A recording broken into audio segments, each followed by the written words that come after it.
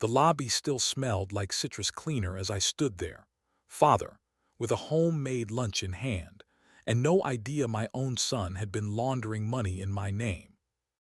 As I heard his voice behind the frosted glass say, "If my dad finds out we used his ID, it's over," I didn't drop the lunchbox, just my faith in him.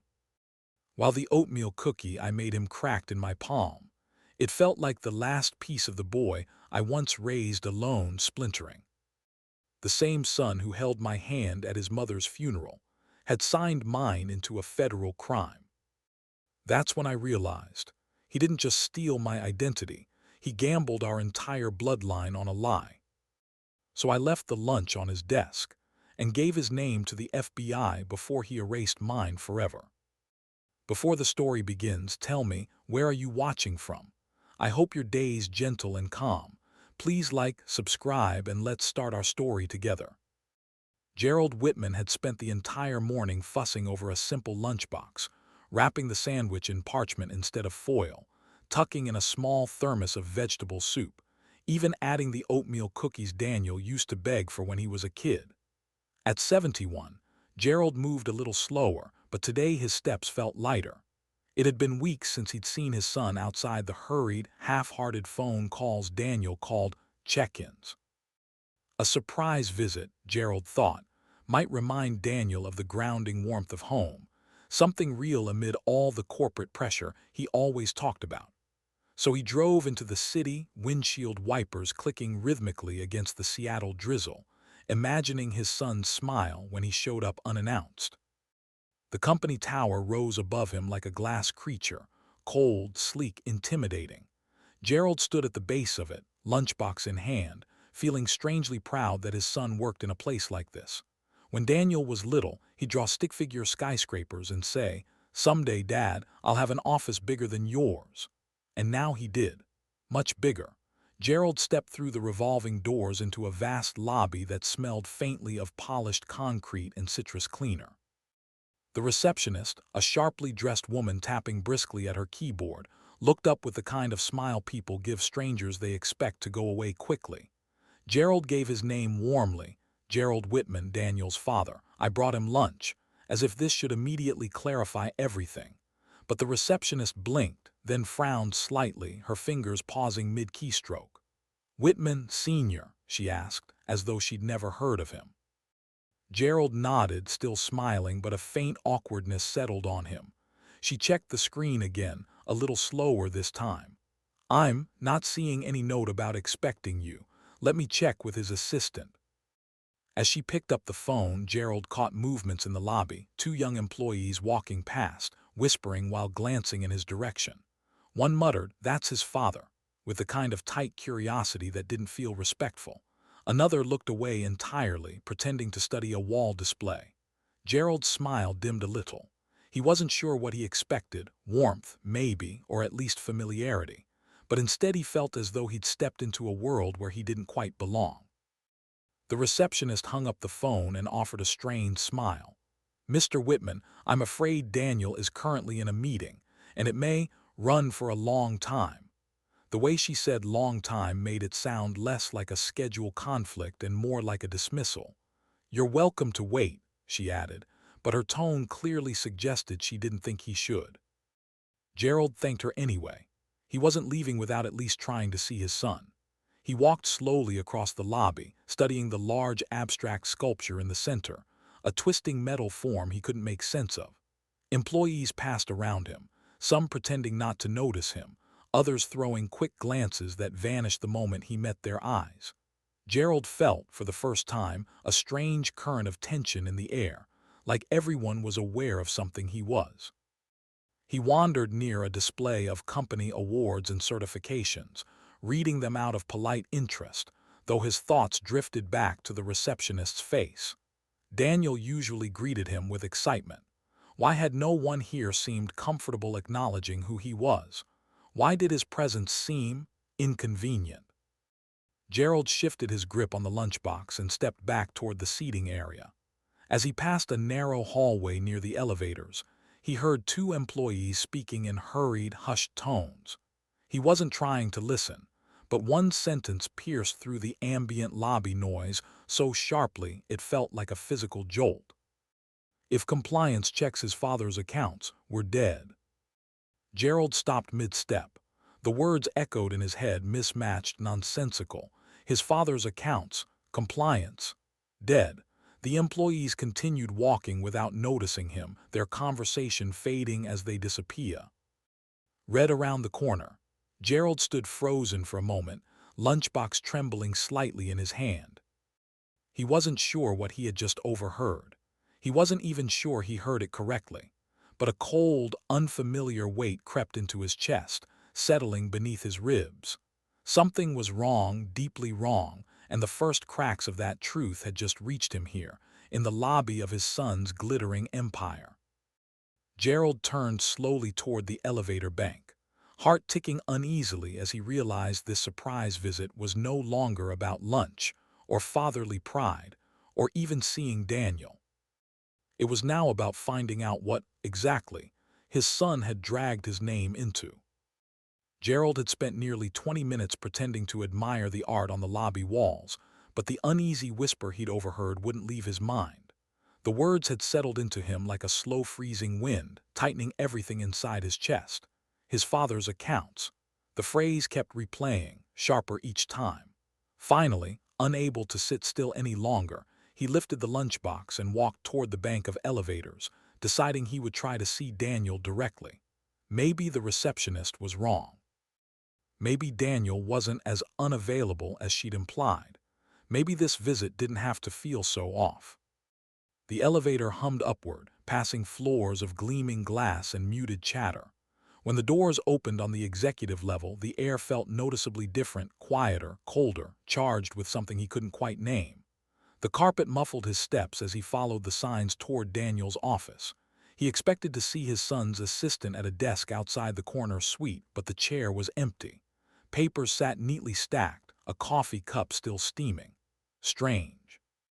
Gerald took a breath, lifted his hand to knock and froze. Through the heavy office door he heard voices, sharp and raised. It was Daniel's voice, tense, defensive, and another voice layered over his, crisp and commanding. "Melissa." Gerald recognized her from company photos. Daniel had mentioned her only briefly, always calling her the backbone of operations. But Gerald had never met her in person. Now her tone sliced through the quiet hallway like a warning siren. "If your father finds out we used his ID, it's over." Gerald's blood turned cold. He didn't move. He didn't breathe. The lunchbox slipped slightly in his loosening grip, but he caught it before it fell, fingers trembling. He felt a hot surge in his ears, the kind that comes a second before panic or rage, he wasn't sure which. Used his ID? Used it how? Why would they even need it? Inside the office, Daniel muttered something unintelligible, his voice cracking with frustration. Melissa cut him off sharply. "You should have told him not to show up. We can't afford slip-ups right now." Gerald's heart pounded so violently it almost drowned out their voices. He stepped backward slowly, instinctively, like a man trying not to disturb a wild animal that might turn on him. His breath came shallow, eyes fixed on the door as if it might swing open at any second and expose him. He felt suddenly, painfully aware that he didn't belong here, not on this floor, not in this world, not in whatever secret conversation was happening behind that door. This was not a place where a father brought homemade lunch. This was a place where people whispered about compliance and accounts and danger. Gerald backed away, one careful step at a time, until the hallway curved slightly and he was out of sight. Then, only then, did he turn and walk briskly toward the elevator, pulse hammering in his throat. He didn't go down immediately. His hands were shaking too badly to press the button. "They used my ID." The words tore through him again, each repetition more surreal. Had Daniel, had his own son, involved him in something unethical, illegal, without telling him? He forced himself to breathe, swallowed hard, and jabbed the elevator call button.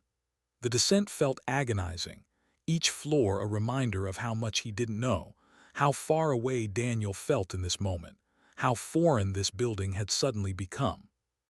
Back in the lobby, the receptionist offered him a polite but distant smile, oblivious to the storm inside him. Gerald scanned the room until he spotted the small cluster of desks where several accountants worked behind glass partitions. He approached a young man wearing blue-frame glasses, someone who looked approachable enough. "Excuse me," Gerald said, voice steady though his insides trembled. "Could you tell me what the Whitman Senior accounts are? I heard the phrase earlier." The accountant's reaction was immediate and unmistakable. His eyes widened, his posture stiffened, and the pen slipped slightly between his fingers. I don't know anything about that," he stammered, already gathering papers as if preparing to flee. Gerald lifted a calming hand. "I'm not angry, I just want to understand." But the young man shook his head, forcing an unconvincing smile. "Sorry, sir, I really can't help you." And without waiting for another question, he turned and walked quickly toward the back offices, nearly tripping over a chair in his haste to get away. Gerald stood alone again, the lobby's familiar hum suddenly feeling threatening, suffocating. Everyone seemed to know something he didn't.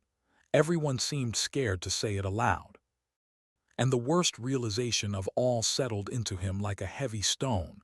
Whatever this was, whatever they had done, it involved him directly. His name, his identity, his life. Gerald tightened his grip on the untouched lunchbox, feeling its warmth against his palm, a painful reminder of how innocent this visit had been only an hour ago. Something criminal was happening here, and somehow he was already tangled inside it. Gerald didn't drive straight home after leaving Daniel's building. He pulled into a quiet overlook above Lake Union, hands gripping the steering wheel like he needed it to steady him. The lunchbox sat on the passenger seat untouched, the cookies still neatly wrapped, the soup still warm. He stared at them for a long moment, then reached for his phone. There was only one person he trusted to speak to without shame or fear.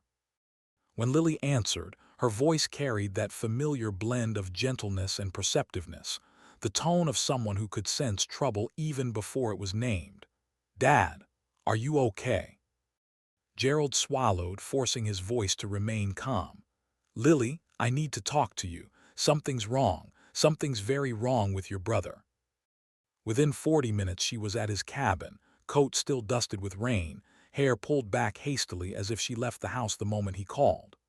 They sat in the living room where warm lamplight softened the edges of the night, but nothing softened the tension in Gerald's shoulders. He told her everything. What he heard outside Daniel's office, the whispers in the lobby, the accountant's panicked reaction. With each detail, Lily's expression shifted from concern to something darker, something like confirmation. When he finished, she leaned back slowly, letting out a long breath. "Dad, I didn't want to say anything before, but I've been worried about Daniel for months." Gerald's heart kicked. Worried how? She hesitated, choosing her words carefully, but her eyes were steady. "He's been spending money like someone living an entirely different life. A new car, luxury trips, designer watches, and none of it matches what he should be making. I don't care how successful the company is. His salary isn't anywhere near what he's showing off." Gerald blinked, stunned. Daniel had always been ambitious, always chasing the next rung on the ladder, but reckless spending, flashing wealth. That wasn't the boy he raised. "He never told me any of that," Gerald murmured. "Of course not," Lily said softly.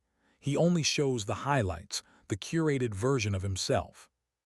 Gerald rubbed a hand over his face. His thoughts felt scattered, swirling in directions he didn't want them to go. "But why would he use my name? My ID?" His voice cracked slightly, the betrayal he tried to avoid naming slipping through.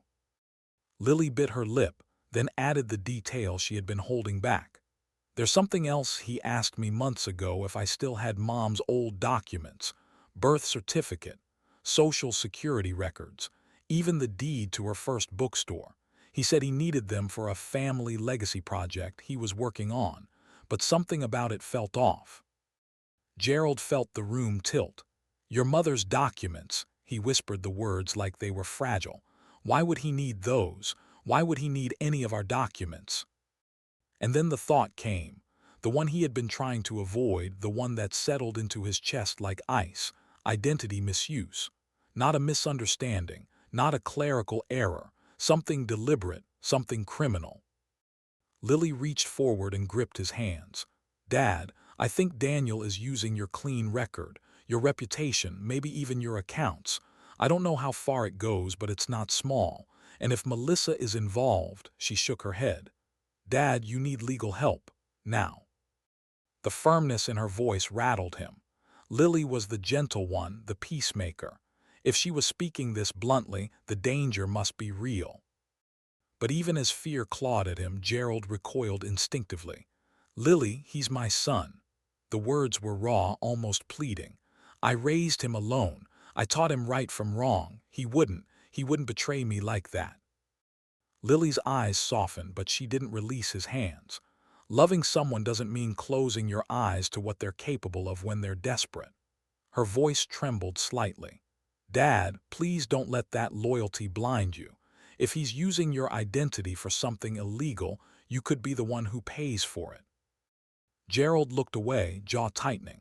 Every part of him resisted the idea of involving lawyers, investigators, strangers who would dissect his family like a case file. He couldn't bear the thought of Daniel in handcuffs. He couldn't bear the thought of losing him again, this time not to grief or distance, but to something darker.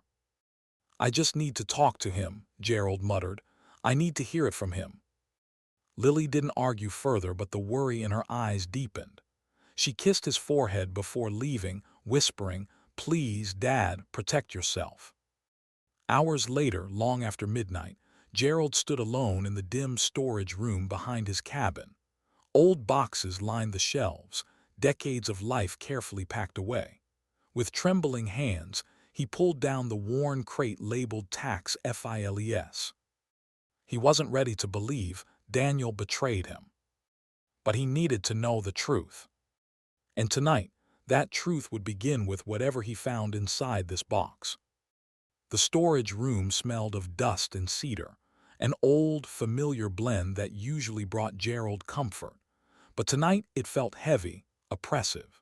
He carried the tax file box to the kitchen table, set it down gently, and stood over it like a man preparing to open a coffin. His hands hovered at the edge for several seconds before he finally lifted the lid. Inside were decades of carefully organized returns, receipts, savings records, and bank statements, his life summarized in numbers. Gerald had always taken pride in his meticulous habits. He could track every dollar he had ever earned, saved, or spent, which was why the thought of something being wrong, truly wrong, made his chest tighten with dread. He pulled out the most recent year's folder, flipping it open. He expected neatness. What he found instead made him blink hard. His bank statements were thicker than usual, new pages he didn't remember ordering. He unfolded the first one, running his finger down the familiar columns. At first everything seemed ordinary: pension deposits, small grocery store charges, utility bills. Then he saw it. A deposit, large, far larger than anything he'd ever received. $10,000. Gerald frowned. He checked the date, he checked another page, and then another. There were more. 15,000, 25,000, 12,000. Deposits scattered across months he barely remembered. Deposits that had never come from his pension, his small investments, or any place legitimate. They weren't transfers he initiated. They weren't payments he recognized. And yet they were sitting there in black ink under his name as if he had earned them. A chill crawled up his spine. He grabbed another statement, flipping through faster now. Every page felt like a fresh betrayal. No, this isn't right, he whispered. The numbers multiplied, irregular, unexplained, impossible. Shock struck first, sharp and disorienting. Then fear followed like a shadow, spreading through him until his hands shook too badly to turn the page. These weren't small discrepancies. These were major deposits, illegal-looking deposits, cycling through his account in a pattern too deliberate to be random. He swallowed hard, throat dry. "Daniel, what have you done?" Gerald forced himself to breathe as he retrieved his phone. He dialed the bank's customer service line, trying to steady his voice when the automated message asked for verification. After several holds, a compliance representative finally came on the line. "This is Marissa in Account Integrity. How may I assist you?" Gerald hesitated, not knowing how much to reveal. I'm reviewing my recent bank statements," he said carefully. "There are deposits listed here that I did not authorize or initiate, large ones." Marissa's typing stopped abruptly. "Can you give me an example of the amounts or dates, Mr. Whitman?" He read off a few entries. The silence that followed lasted a beat too long. "Mr. Whitman," she said, her tone shifting, "I need to check something on our end. Please hold." Gerald sat rigidly, staring at the documents spread across the table. When she returned, her voice was noticeably more formal. "These transactions originated from a corporate account connected to Whitman Logistics Solutions." Gerald felt nauseous. "That's my son's company." "Yes," she replied softly. "We're aware." Another pause. "Mr. Whitman, I need to inform you that our compliance team has flagged these transfers as part of an ongoing review. It is possible investigators may contact you with additional questions." The room seemed to shrink around him. Investigators, him. "But I didn't do anything wrong," he stammered. "I understand," Marissa said gently, though her professionalism never cracked. "However, because the funds entered your account legally, you are connected. Please gather any documentation you have and be prepared for follow-up within the next few weeks." Gerald's breathing faltered. He wasn't just brushing the edges of something dangerous. He was already inside it. Daniel hadn't simply used his name. He had used his accounts, his identity, and now Gerald was tangled in a crime without ever consenting to it.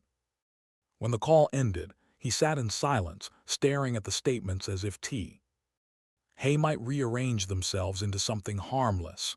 But the truth was already seared into him. He was implicated, not hypothetically, not distantly, directly. His fingers trembled as he reached for his phone again. There was only one person he could call.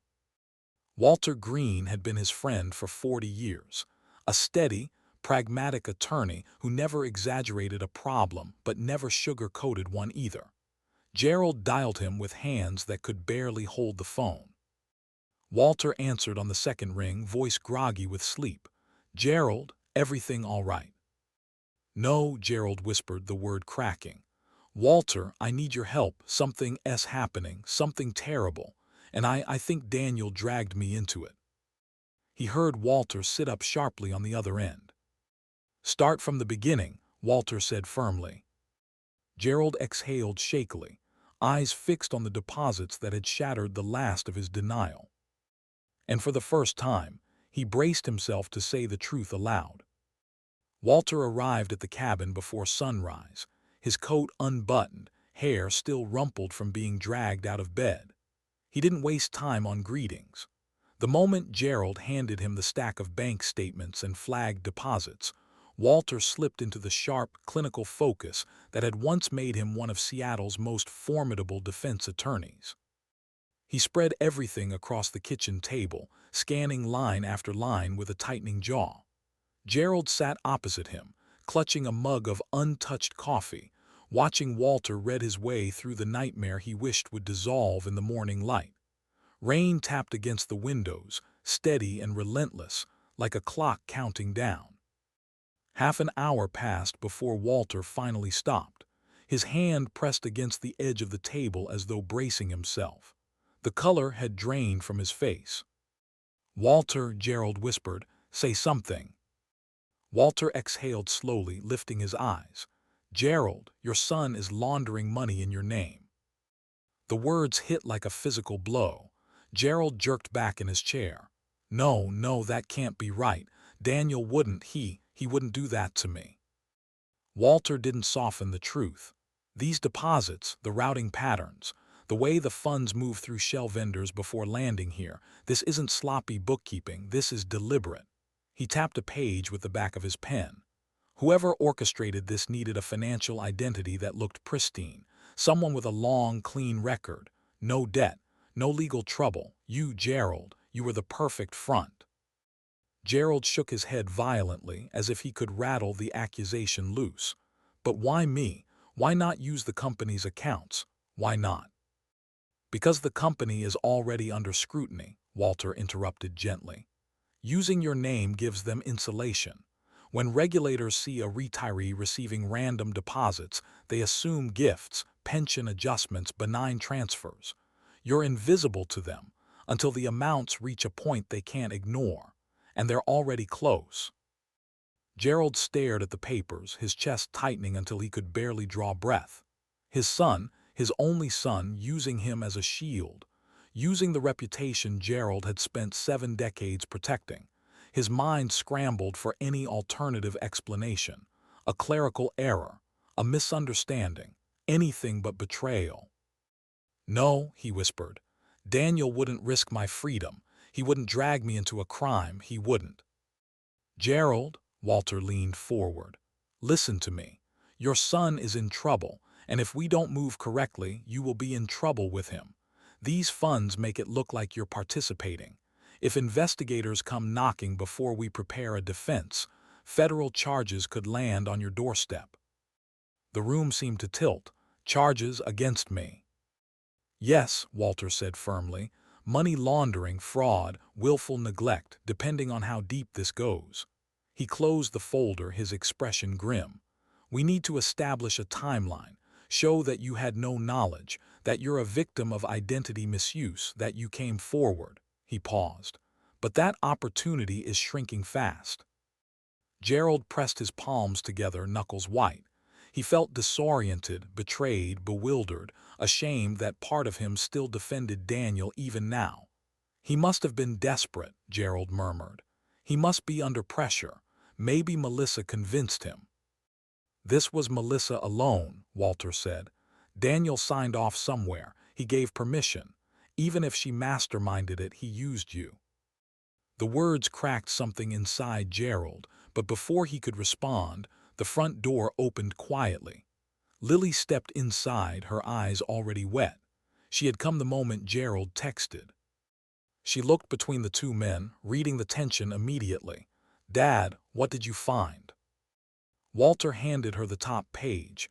Gerald watched as Lily's expression shifted, first confusion, then dawning horror. Her hand flew to her mouth. Oh my God, she whispered. Dad, Daniel did this to you. Gerald's throat closed. Seeing her pain hurt more than evidence itself. I don't know why, he said hoarsely. I don't know how this happened. Lily set the page down with trembling fingers. Dad, he didn't just lie. He put your freedom at risk. He used everything you are, your honesty, your records, your name. Her voice cracked. How could he do that to his own father?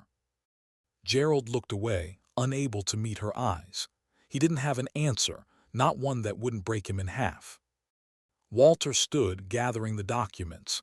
We can't wait, Gerald. You need to confront Daniel, but carefully, not as a father seeking comfort, as a man whose identity has been weaponized. He paused. And we need to gauge whether he'll crack or double down. Gerald rose slowly, the weight of the truth settling onto his shoulders like a mantle he never asked to wear. The betrayal stung like a fresh wound, the grief raw and disorienting, but beneath it all something else stirred, a simmering resolve. He had to confront his son. He had to know why. And he had to do it before the federal government reached the same devastating conclusions Walter had. Gerald hadn't slept, not even for a minute. He watched the gray dawn seep through the blinds, carrying the weight of a decision he knew he couldn't postpone. Walter's warning echoed in his mind. Lily's devastated expression haunted him. The numbers on the bank statements, the silent proof of betrayal, burned like a brand behind his eyes. By mid-morning, the rain had eased, and Gerald found himself driving back toward the city, gripping the steering wheel so tightly his knuckles had turned pale. He no longer came as a father with a lunchbox.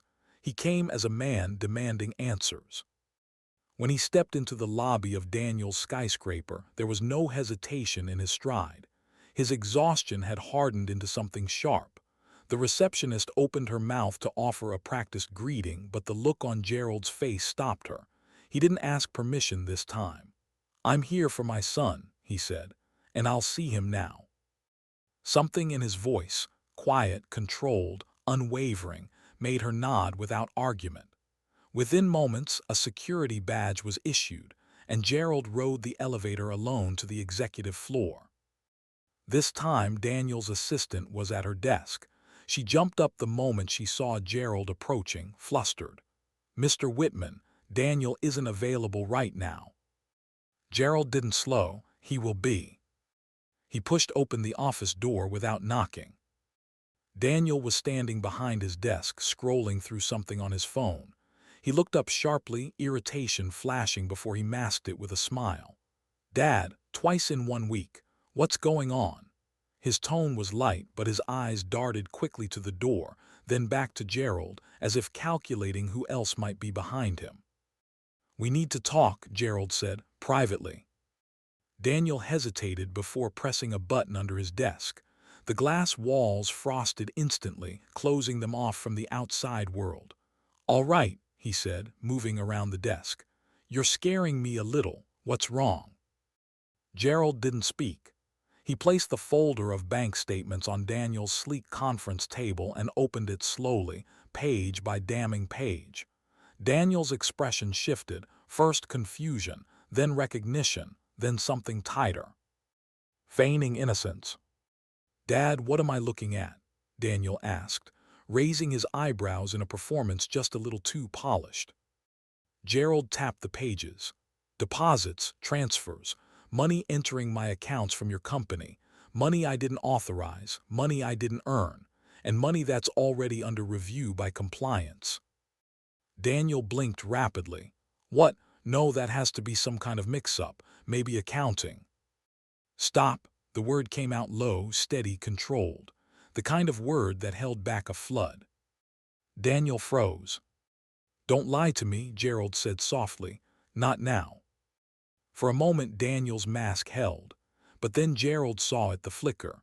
A tiny pulse of fear in his son's eyes, quick but unmistakable. Not concern for Gerald, not remorse, fear of exposure. Fear of consequences. Gerald's stomach twisted. "Dad," Daniel said, voice lowering into panic, I didn't want you involved. Melissa, she pushed this. She said your account would look clean, that auditors wouldn't question it. I didn't know she'd take it this far." Melissa, always Melissa. Daniel clung to the name like a lifeline. Gerald stared at him. "She forced you?" he asked, though he already knew the truth. Daniel nodded vigorously. "Yes, she threatened the company. She said we'd lose everything if we didn't move money fast enough, and your identity was the safest route. I didn't want to tell you because I didn't want you caught up in it." Gerald felt his breath leave him, not from relief but from the clarity settling over him. Daniel wasn't apologizing. He wasn't ashamed. He wasn't horrified at what he'd put his father through. He was scrambling, terrified of getting caught, not of having betrayed the one person who had stood by him his entire life. Gerald looked at his son, really looked at him, and for the first time in decades, he didn't see the boy he raised. He saw a man cornered by his own choices, blaming anyone necessary to stay afloat. "What would you have done?" Gerald asked quietly, "if investigators had come to my door instead of yours?" Daniel's mouth opened, but no words came out. Gerald didn't shout. He didn't curse. The anger swirling inside him wasn't the kind that exploded outward. It condensed, sharper, denser, forming the kind of silent fury that could carve stone. Without another word, Gerald gathered the papers, folded the folder shut, and stepped toward the door. "Dad, where are you going?" Daniel asked, voice trembling. Gerald paused only long enough to say, "Somewhere you can't lie to me." Then he left the office, walked past the frosted glass, past the startled assistant, past the elevator doors, each step shaping a plan he wasn't ready to speak aloud. But one thing was clear. This wasn't over. Walter returned to the cabin the next morning armed with a laptop, a legal pad, and an expression that told Gerald the time for disbelief had passed. "If we're going to protect you," Walter said, clearing space on the dining table, "we need to understand exactly how deep Daniel went. And the only way to do that is to follow the money trail he thought no one would ever look at." Gerald sat beside him, still raw from the confrontation at Daniel's office. The echo of his son's weak excuses lingered in his mind. Melissa this, pressure that. Every syllable had tasted of fear, not remorse. Gerald wasn't sure whether he felt more betrayed or more ashamed. But one thing had hardened inside him overnight. If Daniel had dragged him into a crime, Gerald would pull himself out, no matter what truths he had to face. Walter turned the laptop toward him. "Look here." He opened a series of documents, diagrams, and flagged transaction logs. "These shell companies don't exist beyond a mailbox. No employees, no payroll, no inventory. But each one funnels money through to real accounts. The trick is finding where the trail ends." Gerald leaned in. Numbers steadied him. Numbers made sense. Even in chaos, numbers followed rules. As Walter showed him how each entity linked to another, Gerald's instincts as a retired accountant awakened like a muscle memory he hadn't realized he missed. He recognized patterns: round number transfers, duplicate vendor names, suspiciously repeated invoice timestamps. Walter slid a spreadsheet his way. "Look for inconsistencies, see what jumps out." Gerald's eyes scanned the rows: dates, amounts, vendor IDs. It didn't take long. "There," he said, tapping the screen.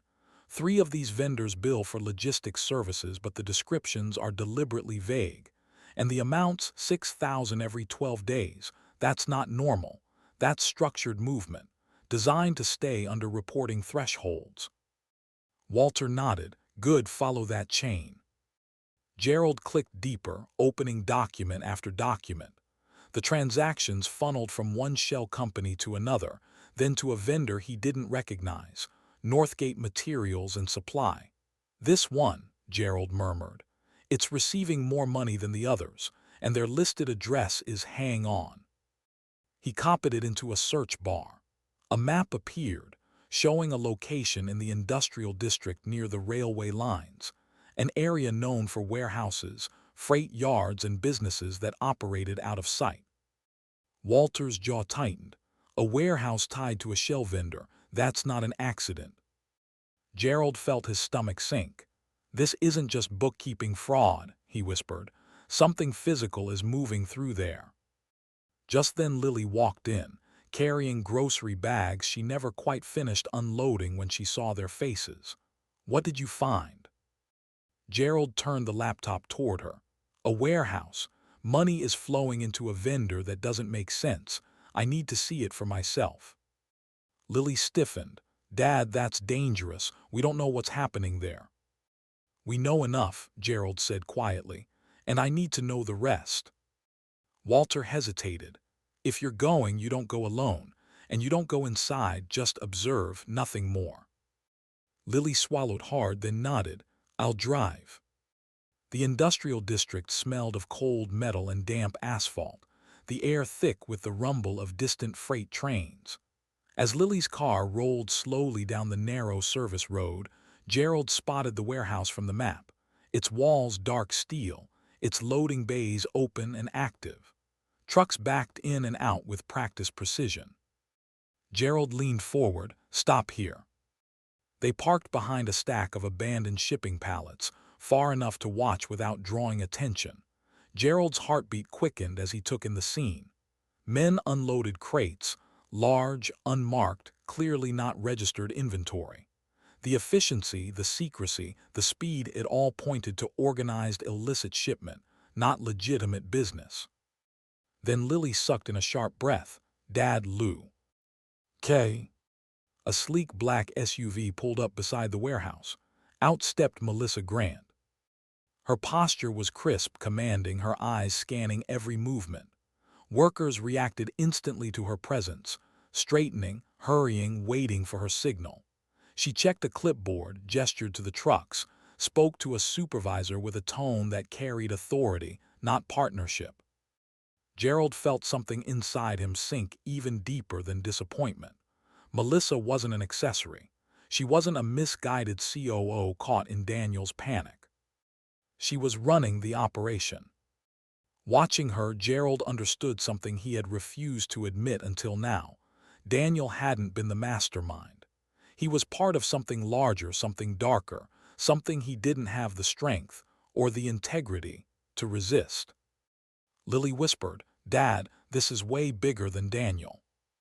Gerald nodded slowly, eyes locked on the warehouse, on the movement of illegal goods, on Melissa orchestrating it all like a conductor. And for the first time, he realized that clearing his name might require dismantling an entire criminal network, one his son had willingly stepped into. Now the question was no longer what has Daniel done. It was how far does this go? The drive back from the industrial district felt longer than it should have, as if each mile gained weight the farther Gerald traveled from the warehouse. Lily kept her eyes fixed on the road, hands tight on the wheel, giving her father space to process what they'd witnessed. Gerald sat slumped beside her, staring out at the passing blur of rain-streaked streets, unable to shake the image of Melissa commanding the illegal operation with cold precision. He had hoped desperately that whatever Daniel was involved in was small, contained, something born of panic rather than intention. But the warehouse made all doubt collapse. This was an operation, a system, a crime with layers. And Daniel was wrapped in the center of it. When they finally reached the cabin, Gerald stepped out slowly, feeling older than he had the week before. He moved through the front door like a man carrying invisible weight. The house, usually a refuge, felt too quiet. He lowered himself onto the couch, elbows on his knees, staring at the wooden floor until it blurred. Lily sat gently beside him. "Dad, talk to me." Gerald didn't answer at first. He let his mind drift back decades to a smaller version of Daniel, running barefoot through the yard with a kite twice his size. A boy who dreamed big, who asked questions about everything, who sat at the kitchen table while Gerald showed him how to balance a checkbook, how to save, how to be careful with money. Daniel had been gentle, curious, kind-hearted, the sort of kid who cried when he accidentally stepped on an ant. "What happened to him?" Gerald whispered, voice cracking. "Where did I lose him?" Lily leaned her head on his shoulder. "You didn't lose him, Dad. He lost himself, somewhere along the way." But Gerald felt the grief like a physical ache, heavy, bruising. He mourned not just the man Daniel had become, but the son he thought he had raised. The boy who once promised he'd make you proud, Dad. Gerald closed his eyes. "I don't recognize him anymore." Silence settled between them, soft but suffocating. After several minutes, Lily spoke again, her tone steady though grief colored the edges. "Dad, we need to talk about protecting you. Legally. Walter's right. If investigators think you were involved, if they believe you benefited from those deposits." Gerald winced. I know." He rubbed his temples. "Every number in those statements feels like a knife. He used me. He used my name, everything clean I built." "But that's why you have to act," Lily insisted. "Dad, Daniel made choices that put you in danger. I love him, but we cannot pretend this will fix itself. Melissa won't protect him. She'll protect herself. And when everything collapses, they'll look for someone with assets, stability, a clean record to blame." Her voice trembled. "That's you." Gerald swallowed hard. Every logical part of him agreed. But the father in him, the man who'd spent his youth raising 2 children alone, who had sacrificed sleep, opportunities, and dreams, so they never felt the absence of their mother, still wanted to rescue Daniel from the consequences barreling toward him. "I don't want him in prison," Gerald whispered. "He made terrible choices, but he's still my son." His voice thinned. "If there's any way to save him without losing everything myself." Lily's eyes softened with sympathy. I know, Dad, but saving him might not be your choice to make anymore. As if summoned by her words, Walter entered the cabin with a quiet knock. He hung his soaked coat by the door and joined them, exhaustion carved into the lines of his face. I saw your text, he said. You found something. Gerald nodded, more than I wanted to find. Lily explained the warehouse, the unregistered goods, Melissa's involvement. Walter listened without interrupting, but with every new detail his expression grew darker. When she finished, he sat forward. Gerald, you need to hear this clearly. Whatever sympathy you have for Daniel, whatever hope you're holding on to, it cannot dictate your next step. Gerald stiffened. He's still my son.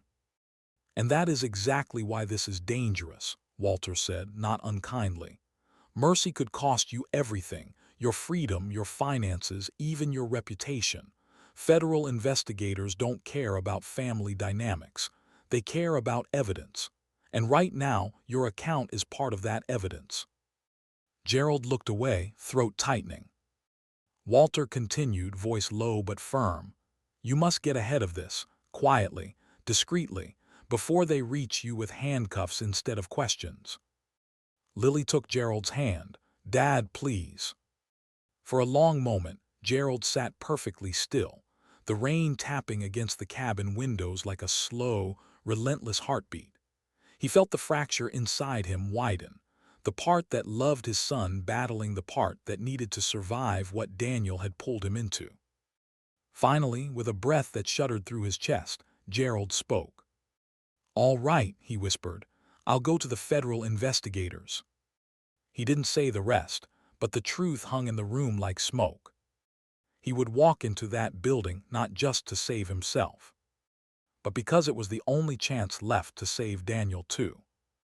The federal building rose from the Seattle skyline like a slab of gray stone, solid, silent, unforgiving. Gerald stood on the sidewalk for nearly a full minute before forcing himself to step inside. His legs felt unsteady, his breath shallow. He had faced hospitals, funerals, heartbreak, and years of raising 2 kids alone, but nothing felt as intimidating as walking voluntarily into the hands of the federal government.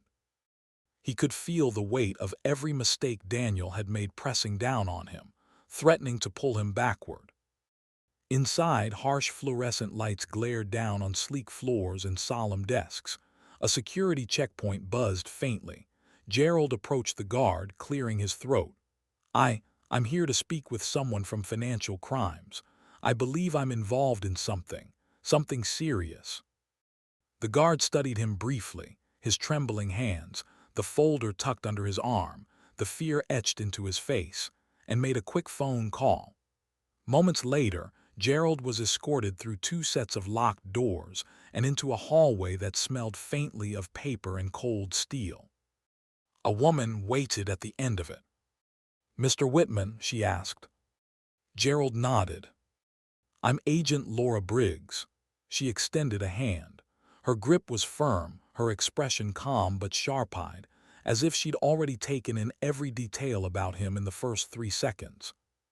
Gerald had expected a formal introduction, maybe a polite inquiry. What he didn't expect was the next thing she said. Please come in. I already have a file open with your name on it. His heart lurched. You already know who I am. Briggs motioned for him to sit in a small conference room. On the table lay a folder thick with documents, photocopies, statements, flagged transactions. His name, Gerald Whitman, printed across several pages in bold black ink. We were preparing to issue a subpoena, Briggs said matter-of-factly. Your accounts have appeared repeatedly in a larger investigation involving Whitman Logistics Solutions. Gerald felt the room tilt. If he'd waited even a few more days, a federal agent would have shown up at his door with a warrant. He swallowed hard. Agent Briggs, I had no idea what Daniel was doing. I didn't authorize anything. Briggs opened the folder, flipping through pages Gerald recognized only too well. The deposits, the statements, the evidence that made it look like he was laundering money for his son. She slid a page toward him. These transfers, did you approve any of them? No, Gerald said immediately, not one. Did you benefit from them? Absolutely not. His voice cracked. I didn't even know they existed until last night. Briggs studied him, really studied him. Gerald knew this wasn't just about his words. She was reading his posture, his breathing, the tremor in his fingers, the censorette. Why in his eyes, criminals lied, victims feared the truth. Gerald feared everything. Mr. Whitman, she said finally, folding her hands, why don't you start at the beginning? And so he did. He told her everything. How he went to surprise Daniel with lunch, how he overheard whispers, how Melissa and Daniel argued about using his ID, how the accountant panicked when he asked about the senior accounts. He described Lily's warnings, Walter's analysis, the illegal warehouse operation, and the confrontation with Daniel that left more questions than answers. He told it all honestly, humbly, his voice trembling through parts he wished he could forget. Not once did Briggs interrupt. She listened with her brow furrowed, taking notes occasionally, though it seemed she hardly needed to, every detail mattered. When he finally finished, she leaned back slowly. Mr. Whitman, you're not a suspect. Gerald closed his eyes with a shaky sigh he didn't know he'd been holding. You're a victim, Briggs continued. A victim of identity exploitation, financial misconduct, and, unfortunately, family betrayal. She paused. Your cooperation today protects you. Had you waited any longer, the situation would be very different. Gerald nodded weakly. I don't want Daniel to go to prison, he murmured. I want him to stop. I want him to find his way back. Briggs's tone softened, though the steel never left her eyes. I understand, but we're dealing with a criminal operation. Your son is involved in it, likely pressured, possibly manipulated, but involved nonetheless. The best chance for him to receive leniency is through cooperation. Gerald swallowed. What do you need from me? Briggs opened a drawer and placed a small recording device on the table. We need one conversation, she said. A clean one, unprompted, authentic. We need Daniel to admit his participation or Melissa's on record. You'd wear this device and speak with him naturally, nothing forced, nothing leading. Gerald stared at the wire. It felt heavier than the building itself. I don't want to trap him, he whispered. You're not trapping him, Briggs said gently. You're giving him the only lifeline he has left. Gerald felt his chest constrict. He wasn't angry anymore, not in the way he expected. The betrayal still stung, but what filled him now was heartbreak.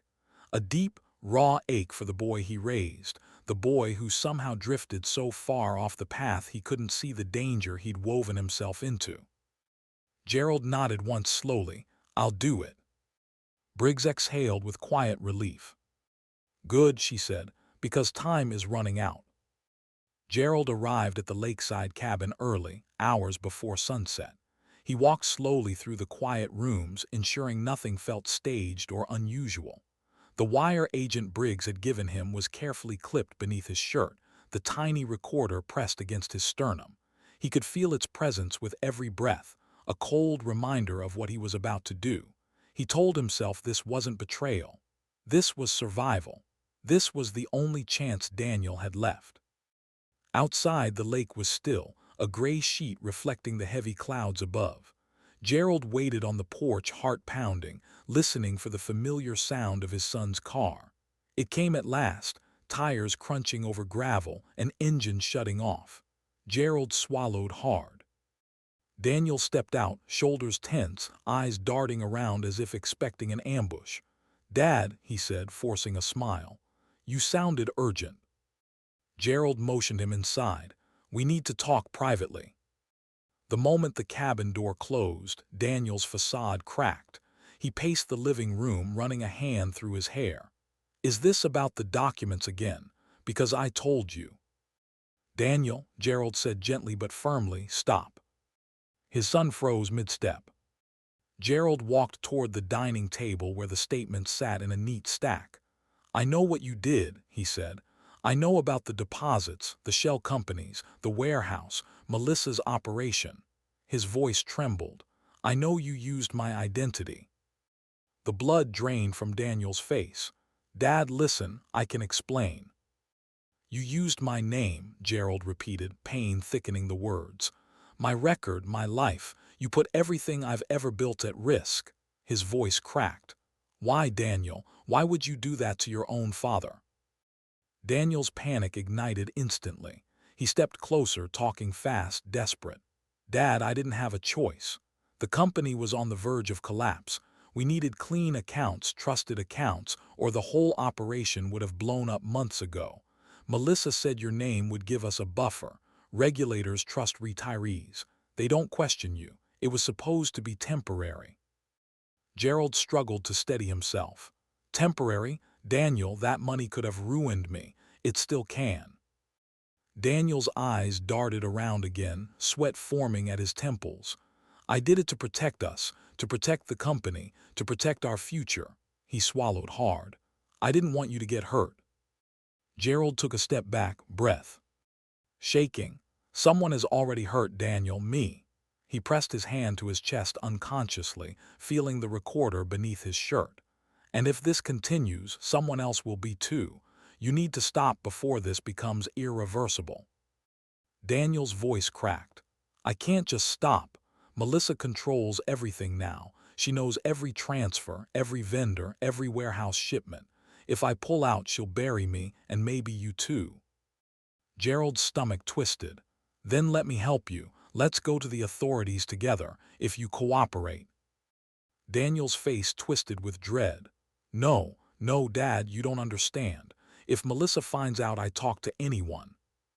A sudden creak interrupted him. The cabin door opened. Melissa stepped inside without knocking, rain glistening on her coat, expression unreadable. Gerald felt the hair rise on the back of his neck. Daniel's breath hitched sharply. She looked between them, one eyebrow lifting ever so slightly. Interesting, she said. I thought you said you were meeting your father for a quiet chat. You've been here a while longer than a normal conversation would take. Daniel stammered, Melissa, I didn't know you were coming. Oh, please, she waved a dismissive hand. I tracked your phone. I track all executive activity when things are unstable. Her voice slid into a blade-like softness as she turned her attention to Gerald. Mr. Whitman, you look tense. Everything all right?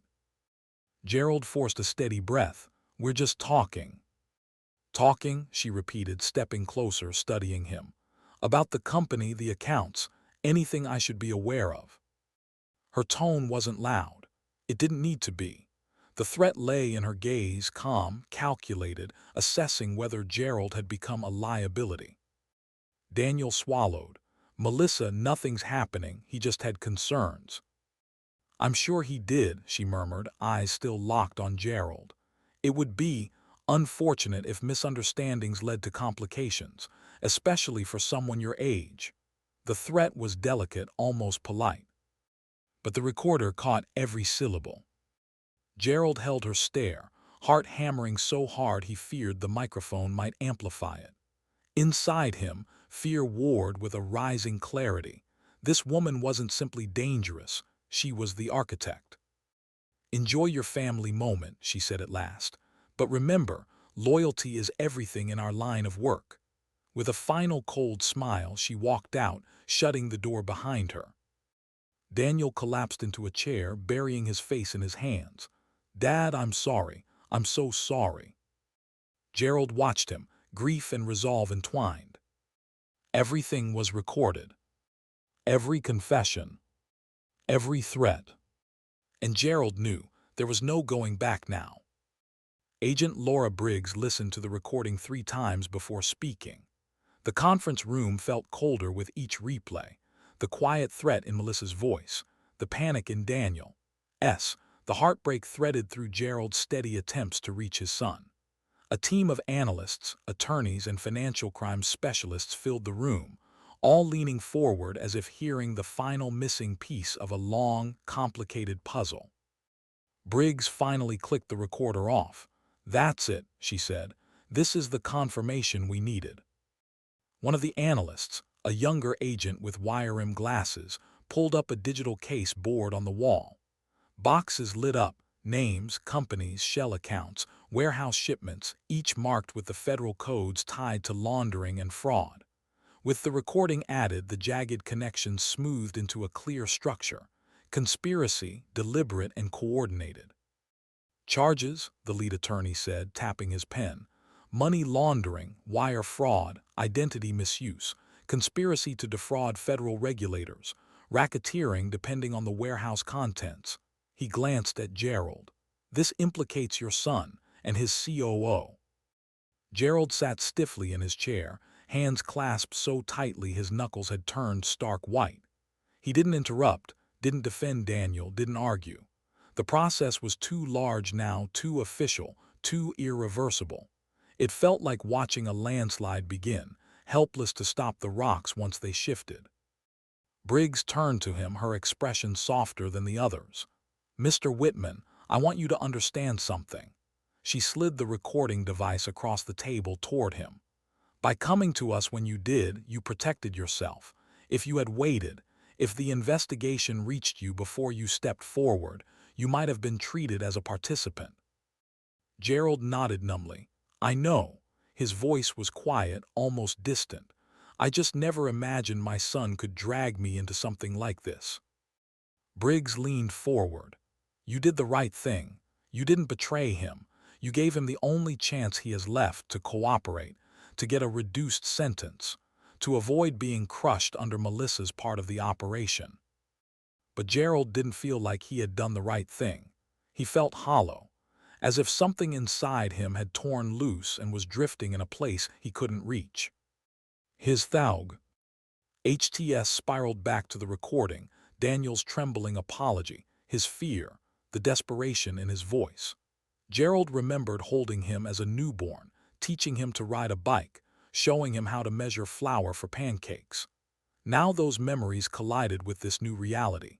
Daniel in an interrogation room, Daniel in handcuffs, Daniel facing consequences he might not survive emotionally.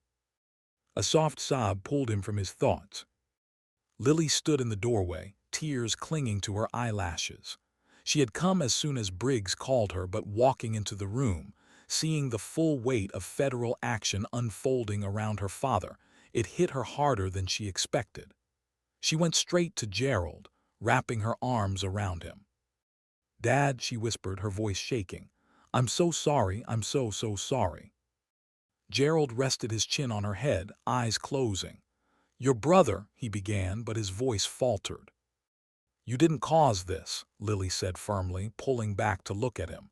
"You didn't create his choices. You didn't put him in that warehouse. You didn't tell him to use your name. Dad, you saved yourself. And you may have just saved Daniel from Melissa." Tears slid down her cheeks. "You did the only thing a father could do." Walter entered behind her, carrying a stack of folders. His expression was grim but determined. "I've drafted your preliminary witness statements," he said. "We'll refine them once formal interviews begin. But Gerald," he put a hand on his shoulder, "we're entering the legal phase now. Everything you say must match what's on record. Your cooperation is your shield." Gerald nodded again, though the words barely registered. He felt himself drifting, present but not fully anchored. Walter exhaled, lowering his voice. "There's something else. Once the warrants are issued, arrests will follow quickly. And when they do, Daniel won't understand. He may think you orchestrated this. He'll need someone to soften the blow." Gerald's head lifted slightly. This was the moment forming in him since the cabin meeting, the moment he feared but couldn't avoid. "I want to see him," Gerald said quietly.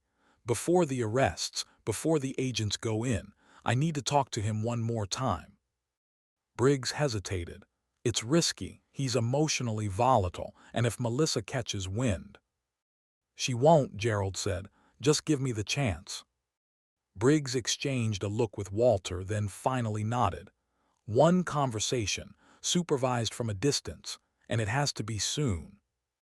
Gerald rose slowly, his legs unsteady but his resolve firm. If his son's world was about to collapse, Gerald needed him to understand one thing. He wasn't walking away from him. He was walking toward the only truth that might save him. The pier stretched out over the gray water like an old spine, weathered boards, rusted bolts, and a faint scent of salt drifting on the breeze. Gerald stood at the far end, hands buried in his coat pockets, watching the ripples shimmer beneath the overcast sky. The lake had always been Daniel's refuge growing up. He learned to fish here, learned to skip stones, learned to trust his father. Gerald prayed that maybe, just maybe, the familiarity of this place would soften whatever hardness had grown inside his son. Daniel arrived 10 minutes late, moving with the skittish energy of a man expecting an ambush. He kept glancing behind him, scanning shadows, breathing too fast. The moment he saw Gerald alone, his shoulders loosened, but only slightly. "Dad," he said, trying to sound casual but failing, "why here?" "Because it's quiet," Gerald replied, "and because you used to feel safe here." Daniel gave a mirthless half-smile, stuffing his hands into his pockets. "Yeah, well, those were different times." Gerald nodded toward the bench closest to the railing. "Sit with me." Daniel hesitated, then dropped onto the bench, bouncing his leg nervously. Gerald sat beside him, leaning forward with his elbows on his knees, choosing his words carefully. "Daniel, I need you to listen, really listen."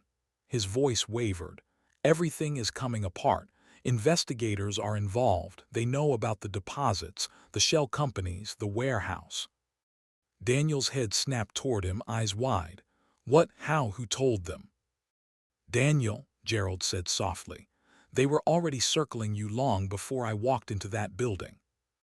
Daniel swallowed hard, looking away, his breath clouded in the cold air. "We can fix it. We just need a plan," Melissa said. "Stop," Gerald said, more firmly than he intended.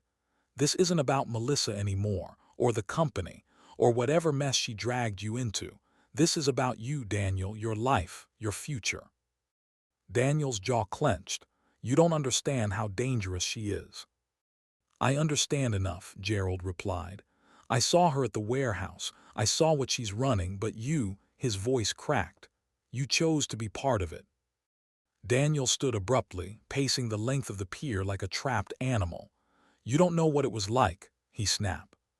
The company was drowning, investors pulling out, deadlines missed. I thought if I didn't salvage it, I'd lose everything.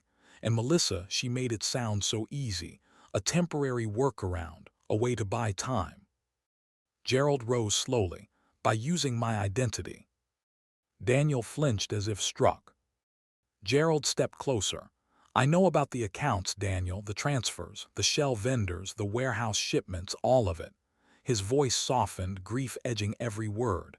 "You didn't just bend the rules, you broke them, and you used me as the shield." Daniel's face crumpled, fear cracking through his defensive posture. "Dad, I didn't want you to know." His voice shook. "I swear I didn't want you involved. I thought if I kept it hidden, if I managed it right, you'd never have to see any of it." "See any of it?" Gerald repeated, disbelief and sorrow intertwining. "Daniel, I'm standing on the edge of losing everything because of you. My name, my freedom, my dignity." Daniel's shoulders sagged. "I'm sorry," he whispered. "I didn't want it to be like this." Gerald stepped in front of him, gently lifting his son's chin so their eyes met. "Then help me fix it. Cooperate with the investigators. Tell them the truth, every detail. It's the only chance you have."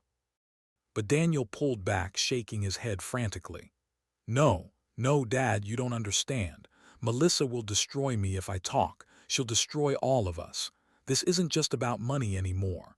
There are people involved, real people you don't cross. If I cooperate, I'm dead." Gerald's chest tightened. "Daniel, if you don't cooperate, prison will find you anyway, and I can't protect you from that." He hesitated, then added quietly, "Maybe prison is the only place Melissa won't reach you." Daniel froze, staring at him as if the words were a betrayal deep enough to bleed.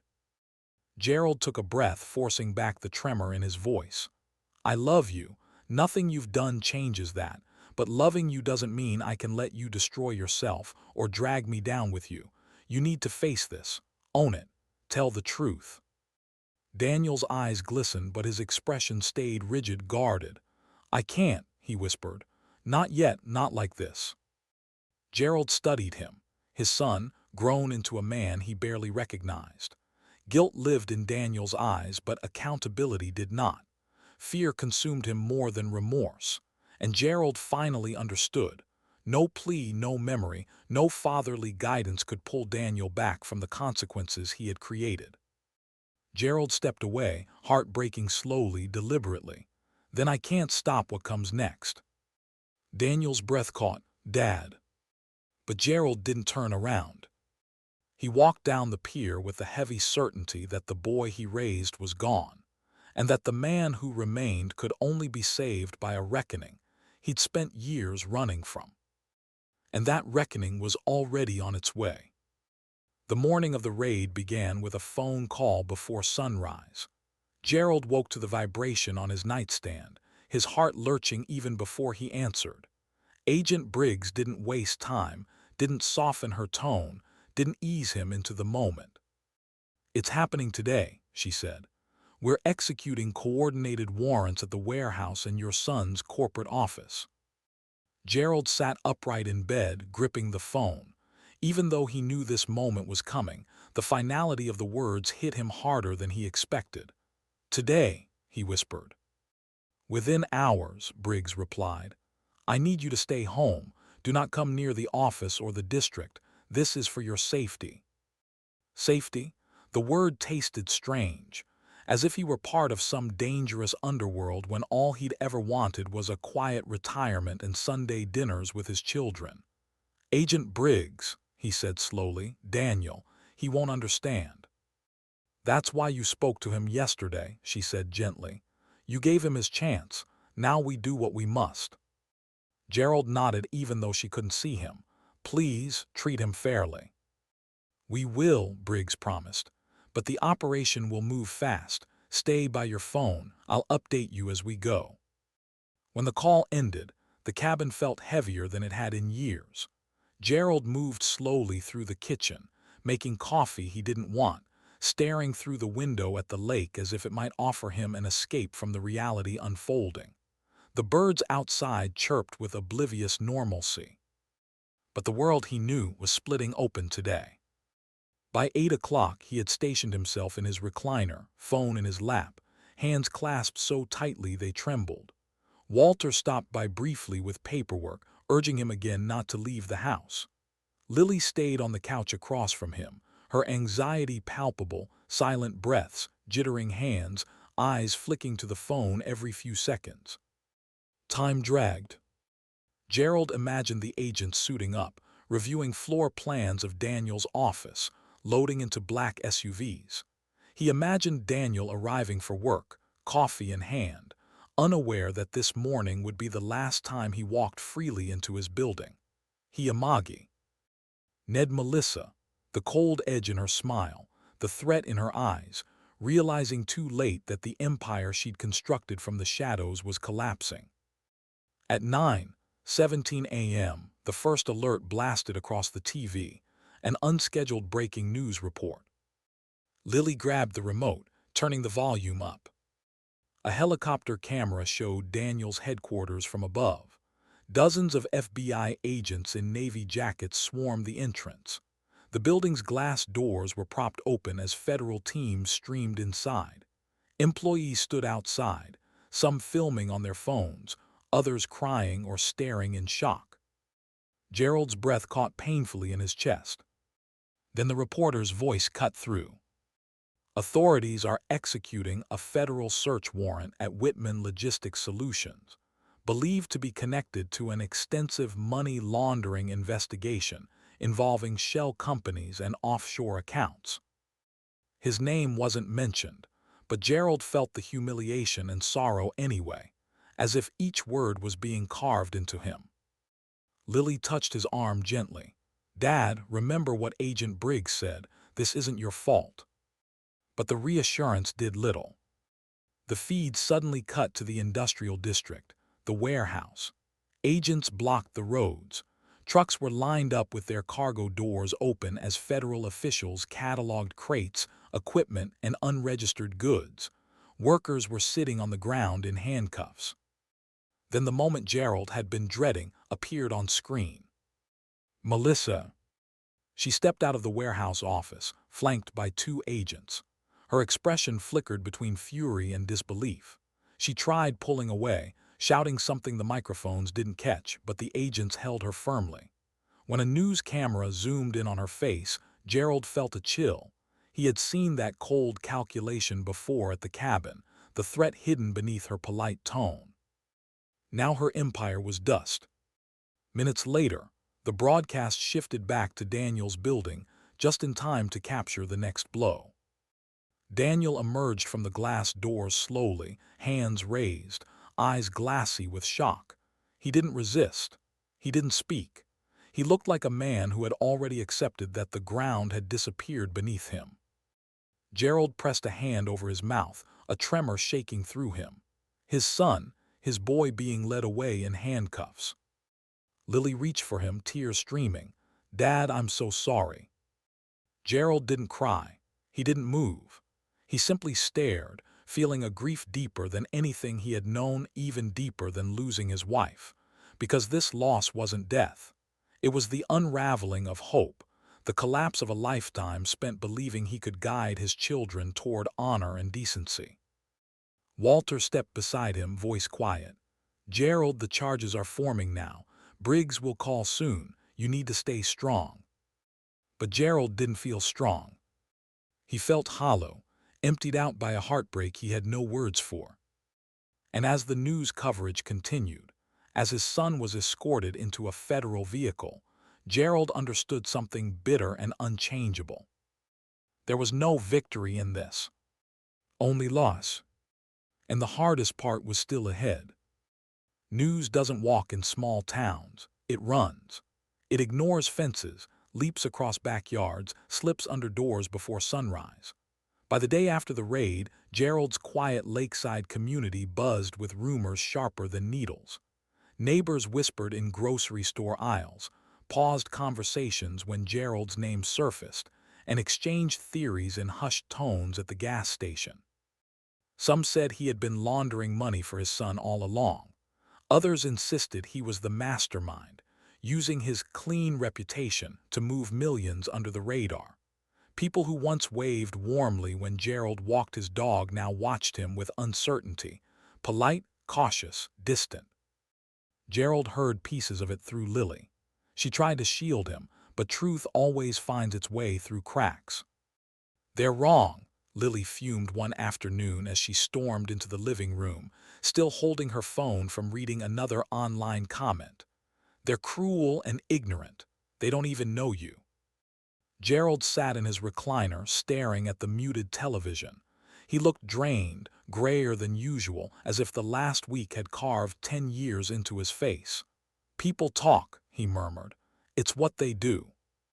"But they're talking about you, Dad, about your integrity," Lily paced, hands trembling. "After everything you've sacrificed, everything you've lived for, they think you'd be involved in something criminal." Gerald didn't respond. The silence felt safer than letting his emotions spill. Later that afternoon, a press briefing aired live on the local news. Agent Briggs stepped up to the podium, her presence steady and precise. Reporters shouted questions, cameras flashed, and the chaos swirled until she raised one hand. "Regarding community speculation," Briggs announced, "we want to make something absolutely clear. Mr. Gerald Whitman was not involved in the laundering scheme.